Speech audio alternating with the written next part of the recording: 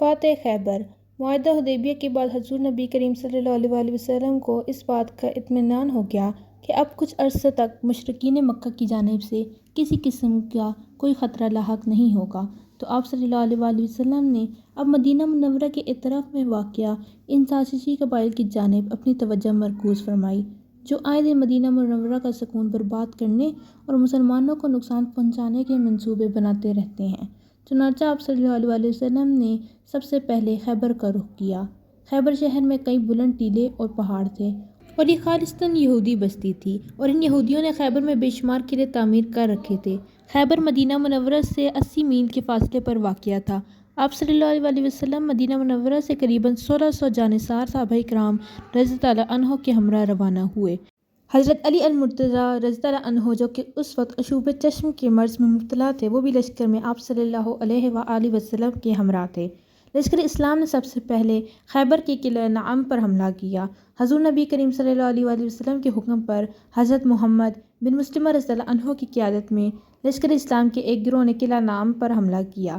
حضرت محمد بن مسلمہ رضی اللہ عنہ اور ان کے بھائی حضرت محمود بن مسلمہ رضی اللہ عنہ نے نہایت دلیری کے ساتھ مقابلہ کیا اور بالآخر جہاں میں شہادت نوش فرمایا۔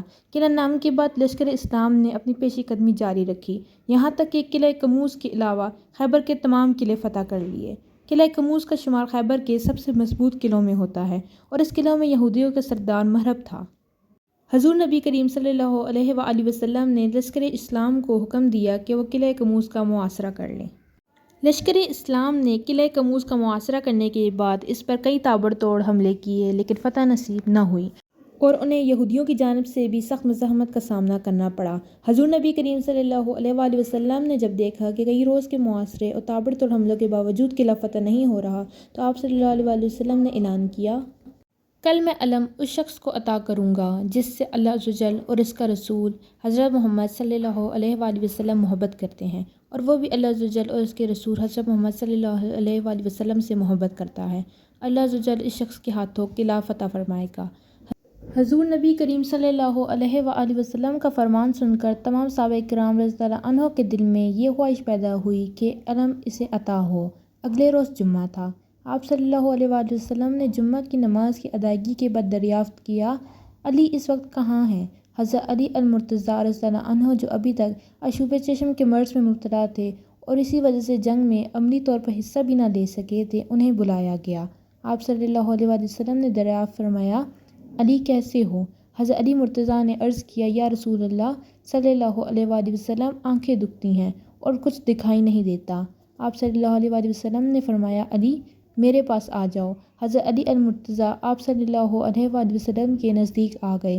آپ صلی اللہ علیہ وآلہ وسلم نے اپنا لہب دہن نکالا اور اسے حضرت علی مرتضیٰ رضی اللہ عنہ کی آنکھوں پر لگا دیا۔ حضرت علی المرتضیٰ رضی اللہ عنہ کی تکلیف جاتی رہی اور آپ رضی اللہ عنہ کی آنکھیں ٹھیک ہو گئیں۔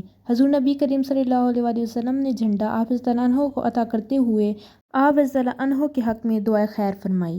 حضرت علی المرتضیٰ رضی اللہ عنہ فرماتے ہیں، حضور نبی کریم صلی اللہ علیہ وآلہ وسلم کی لہب دہن لگانے کے بعد مجھے کبھی آنکھوں کی کوئی بیماری نہ ہوئی، بلکہ میری آنکھیں پہلے سے زیادہ روشن ہو گئیں۔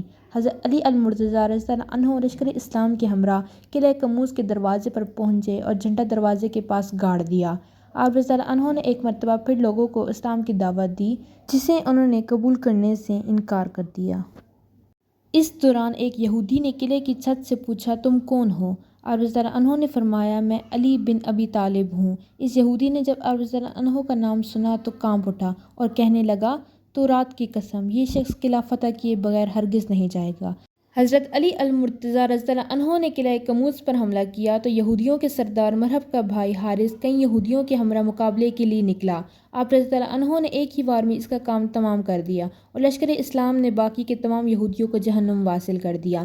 مرحب کو جب اپنے بھائی کی قتل کی خبر ہوئی تو وہ غیظ و غضب کے عالم میں ایک لشکر کے ہمراہ قلعہ کموز سے باہر نکلا اور بآواز بلند کہنے لگا، خیبر مجھے جانتا ہے کہ میں مرحب ہوں، سطح پوش ہوں، بہادر اور تجربہ کار ہوں۔ حضرت علی المرتضیٰ نے اس کے جواب میں فرمایا، میں وہ ہوں، میری ماں نے میرا نام شیر رکھا تھا اور میں دشمنوں کو نہایت تیزی سے قتل کرتا ہوں۔ مرحب نے جب حضرت علی المرتضیٰ رضی اللہ عنہ کا کلام سنا تو غصے میں اس نے تلوار کا وار کیا، جسے آپ رضی اللہ عنہ نے اپنی تلوار سے روک لیا اور اس پر جوابی وار کیا اور ایک ہی وار میں اس کا سر قلم کر دیا۔ مرحب کی لاش گرتے ہی لشکر اسلام نے یہودی لشکر پر حملہ کر دیا، جس سے بے شمار یہودی مارے گئے اور باقی جو بچ گئے وہ قلعے کے اندر بھاگ گئے اور قلعہ کا دروازہ بند کر دیا۔ حضرت علی المرتضیٰ نے قلعے کا بھاری بھرکم دروازہ اکھاڑ پھینکا اور لشکر اسلام قلعہ کموس میں داخل ہو گیا۔ یہودیوں نے شکست تسلیم کرتے ہوئے امان طلب کی